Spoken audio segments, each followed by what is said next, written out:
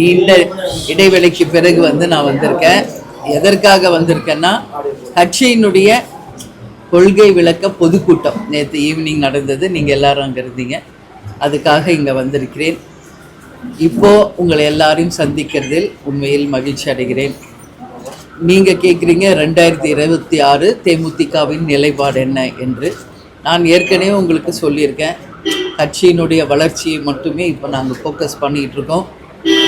ஜனவரி 9ஆம் தேதி கடலூர் மாவட்டத்தில் நாங்கள் ஒரு மாபெரும் மாநாடு நடத்த இருக்கிறோம். அப்பொழுது உறுதியாக தேமுதிக யாருடன் கூட்டணி அமைத்திருக்கிறது, எத்தனை தொகுதி, யார் வேட்பாளர் என்பதெல்லாம் உங்களுக்கு அறிவிப்போம். அதுக்கு முன்னாடி 234 தொகுதிக்கும் தொகுதி பொறுப்பாளர்களை அறிவித்து அதற்கான பணிகளை அடுத்த வாரத்தில் தொடங்க இருக்கிறோம். அதற்கப்புறம் சுற்றுப்பிரயாணம் தமிழ்நாடு முழுக்க விஜய பிரபாகர் ஒரு பக்கம், நான் ஒரு பக்கம் நேரடியாக எங்கள் தொண்டர்களையும் மக்களையும் சந்திக்கின்ற ஒரு ப்ரோக்ராம் இருக்குங்க. அதற்கு பிறகு தாங்க அந்த கூட்டணியை பற்றி நாங்கள் சொல்லணும்.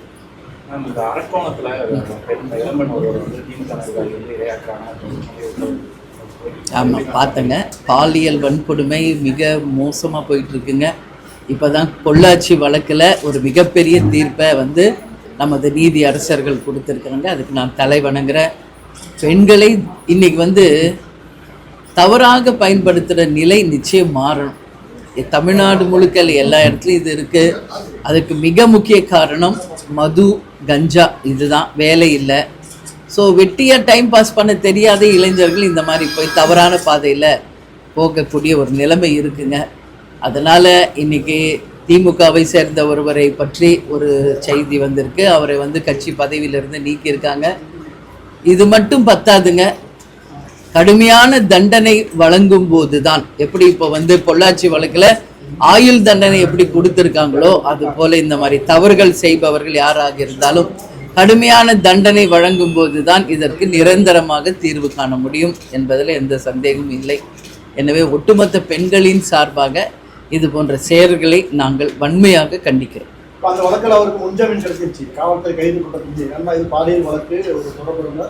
இது எப்படி பார்க்குறீங்க? ஆக்சுவலாக அரசாங்கம் ஒரு கைது பண்ணியிருந்தா அவருக்கு பெயில் கிடைச்சிருக்காரு, பெயில் எடுத்துட்டாரு. இது மாதிரி குற்றவாளிகள் தப்பிக்கிறதுக்கோ இல்லை சாட்சிக்கு அளிக்கிறதுக்கோ வழி இருக்குது. இல்லை, நான் என்ன சொல்கிறேன், இப்போ வேணால் பெயில் வாங்கி வெளியே போகலாங்க. ரொம்ப நாள் திருட வெளியே வாழ முடியாது. கேப்டன் எப்பயும் சொல்கிற மாதிரி உப்பு தின்னா தண்ணி குடிச்சு தான் ஆகணும். தவறு செய்தவர்கள் நிச்சயமாக அந்த தண்டனையை கட்டாயம், இப்போ இல்லைனாலும் இன்னொரு 6 மாதத்துக்குள்ளே கட்டாயம் கிடைக்குங்கள். இதில் எந்த மாற்று கருத்து இல்லை. இன்றைக்கி அவங்க ஆளுங்கட்சி சப்போர்ட் அவங்களுக்கு இருக்குதுன்னு ஜாமீன் வாங்கலாம். ஆனால் நிச்சயமாக தவறு செய்தவர்களுக்கு உரிய தண்டனை கட்டாயம் கிடைக்கும். அதில் எந்த மாற்று கருத்தும் இல்லை. நேற்றே நான் அதை பற்றி நான் பேசினேன். கடந்த 5 வருஷமாக நிதி ஆயோக் கூட்டம் டெல்லியில் நடந்துகிட்டு இருக்கு.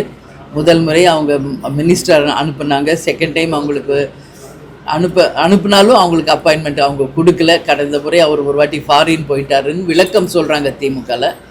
பட் இந்த முறை அவரே நேரடியாக செல்ல இருக்கிறார். அதுக்கு கேட்டால் 2261 கோடி கல்வி நிதி கவர்மெண்ட்லேருந்து வரணும், மத்திய அரசுலேருந்து. அதை பெறுவதற்கு போகிறோம் அப்படின்னு முதலமைச்சர் அவர்கள் சொல்லியிருக்காரு. பொறுத்திருந்து பார்ப்போம்.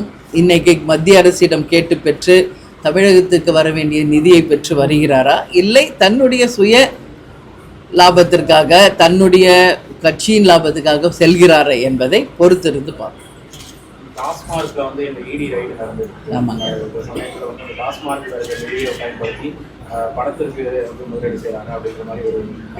இல்லை, அதனால தான் ரெய்டு போயிட்டுருக்குங்க தமிழ்நாட்டில். இன்றைக்கி எவ்வளோ பேர் வீட்டில் ரெய்டு, எல்லாருமே சென்னையில் வெளியூர்களுக்கு சென்று விட்டார்கள்னு சொல்கிறாங்க.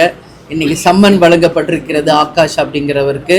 அவர் தான் 3-4 படம் எடுக்கிறதா அட்வான்ஸ் கொடுத்துருக்காரு. யாரெல்லாம் ஹீரோஸ்க்கு அட்வான்ஸ் கொடுத்தாரோ அவங்களையும் இன்றைக்கி விசாரிக்கிற ஒரு நிலைமை இடி ஏற்படுத்தி இருக்கிறது. அதனால தான் சொல்கிறாங்க, மக்கள் பணத்தை ஊழல் செய்து அதன் மூலம் யாரும் இங்கே தப்பிச்சிட முடியாதுங்க. அதனால் நிச்சயமாக தவறு செய்பவர்கள் தண்டனைக்கு உரியவர்களாக நிச்சயம் வருவார்கள் என்பதில் மாற்று கருத்தில். அது யாராக இருந்தாலும் சரிங்க, யாராக இருந்தாலும் தவறு செய்தால் தண்டனை அனுபவித்து தான் தீரணும். பிளே ஸ்டோர் மற்றும் ஆப் ஸ்டோரில் இருந்து பாலிமர் செயலியை QR கோடு மூலம் பதிவிறக்கம் செய்யுங்கள். செய்திகளை உடனுக்குடன் பெறுங்கள்.